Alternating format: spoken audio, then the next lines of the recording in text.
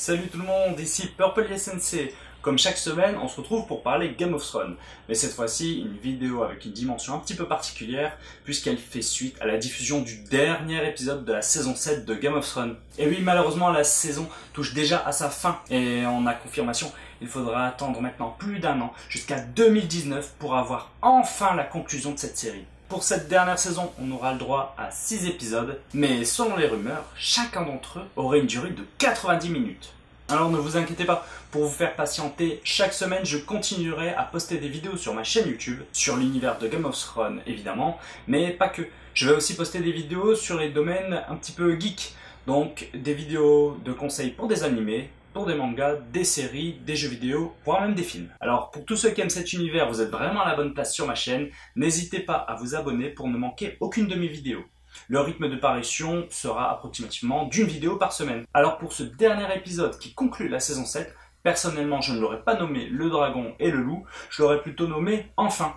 Pourquoi Enfin? Car dans cet épisode on a enfin la vérité dévoilée sur Littlefinger et son exécution par la famille Stark. On a enfin Jaime qui ouvre les yeux sur la folie de sa sœur et qui décide de la quitter. On a enfin la vérité dévoilée sur les origines de Jon. Et enfin, la destruction et le franchissement du mur par les White Walkers. Alors comme d'habitude, je vais relever 5 points importants dans cet épisode et je vais en déduire 5 prédictions, 5 théories pour la saison 8, la dernière saison de cette série. Sans plus tarder, voici le point numéro 1. Je l'avais évoqué plus tôt, mais Jaime a enfin ouvert les yeux sur la folie de sa sœur. Il a décidé de la quitter pour honorer sa parole et rejoint toutes les forces au nord pour combattre les Whites. Il est donc fort probable que celui-ci se retrouve confronté aux Stark et plus particulièrement à Bran. Et vous vous souvenez, la seule fois où Jaime s'est déshonoré dans la série, c'est lorsqu'il a poussé Bran par la fenêtre, lorsque ce dernier l'a surpris lors de sa relation avec Cersei. Il va être très intéressant de voir la réaction de Bran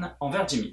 Et à ce propos, j'ai mes petites idées. Il est certain que Jaime a honte de cet acte et qu'il va vouloir se racheter aux yeux de Bran. Je pense sincèrement que celui-ci va très facilement le pardonner, car au final, c'est grâce à Jaime, grâce à son acte, qu'il a été paralysé et qu'il a eu accès aussi rapidement à ses pouvoirs de Corneille. Alors au final, on peut se dire que sans cette action irréfléchie de Jaime, la situation pour Bran ne serait pas telle qu'elle est actuellement, et la situation face aux White serait encore plus désespérée. Il y a aussi une autre possibilité. Jaime est un personnage honorable, pour qui l'honneur est très important, c'est quelqu'un de droit.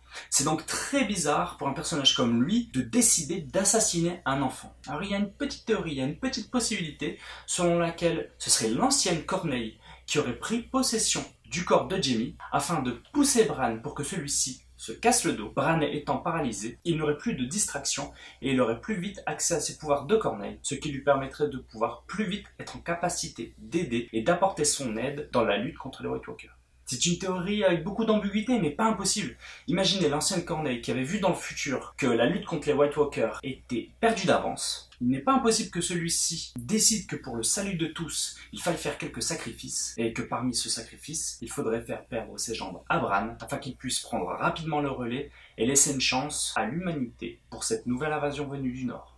En tout cas, il est certain que l'arrivée de Jaime du côté des gentils risque de mener à une relation entre lui et Brienne.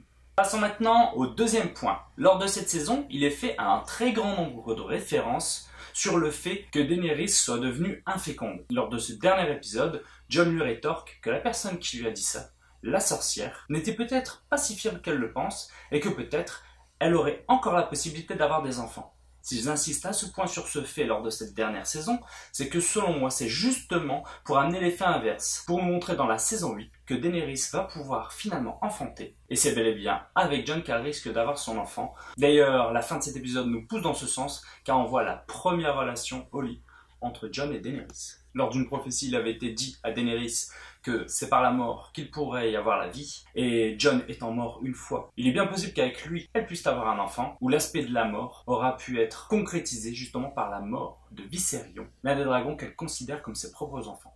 Et si ces deux-là viennent avoir un enfant ensemble, ça pourrait confirmer l'une de mes théories personnelles sur la légende d'Azor Ahai. Pour ceux qui ne l'auraient pas encore vu, je vous laisse encore une fois en fin de vidéo un lien sur mes explications au sujet d'Azor Ahai et le prince qui fut promis.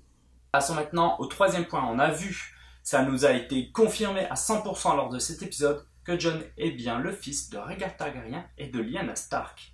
Il n'est pas un bâtard du Nord, il n'est pas un Snow, il n'est pas un Sand. le nom qu'on donne au bâtard à Dorne, il est bel et bien un Targaryen.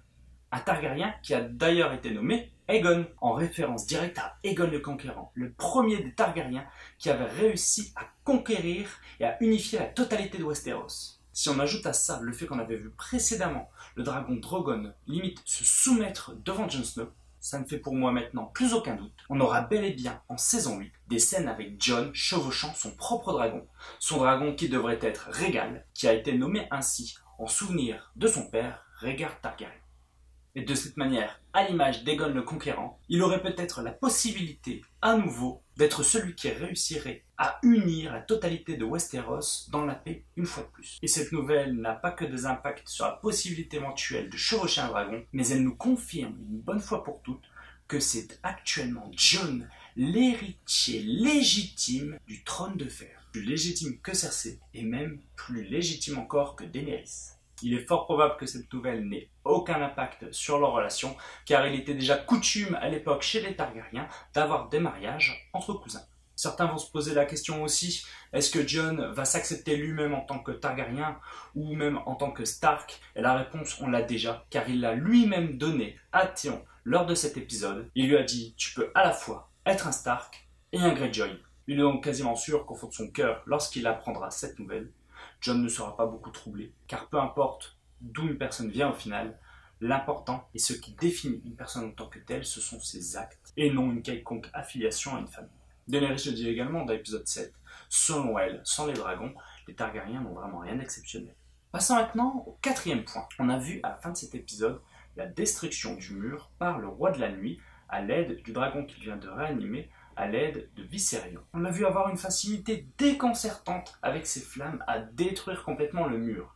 Un mur qui est pourtant d'une épaisseur incroyable et qui tient depuis 8000 ans. On a donc avec cette scène l'impression que Viserion est plus fort que lorsqu'il était encore vivant. On a remarqué aussi qu'il crachait des flammes bleues. Certains peuvent dire que la couleur bleue est associée à la glace et que c'est donc un effet visuel, mais il est probable que ce ne soit pas uniquement la seule cause. Quand on réfléchit en termes de propriétés physiques, la couleur d'une flamme est souvent associée à sa température, peut-être ici dans l'univers de Game of Thrones, à sa puissance. Ainsi, comme dans notre monde, la chaleur d'une flamme s'étalonne des infrarouges jusqu'aux ultraviolets et même jusqu'au blanc. Ainsi, la flamme rouge est la moins chaude. On a ensuite l'orange, le jaune, le vert, le bleu, le violet et le blanc. Dans cette graduation, le bleu étant plus chaud que le jaune et le rouge et le rouge étant les flammes des dragons en vie, un dragon qui aurait été ranimé par le roi de la vie et boosté ainsi en puissance magique aurait la possibilité de cracher des flammes plus puissantes, des flammes bleues. Ce qui rend tout de suite plus logique le fait que grâce à ces flammes, le dragon ait été capable en un instant de détruire le mur. L'armée des morts ayant passé le mur, la question qu'il va falloir se poser pour la saison suivante, c'est où vont-ils frapper en premier ? Cersei ayant décidé de trahir la coalition et rester très sagement à King's Landing, elle se croit à l'abri bien caché derrière ses remparts et pense pouvoir attaquer les vainqueurs une fois que la grande guerre contre les marcheurs blancs sera terminée. Mais il y a peut-être un danger qui la guette.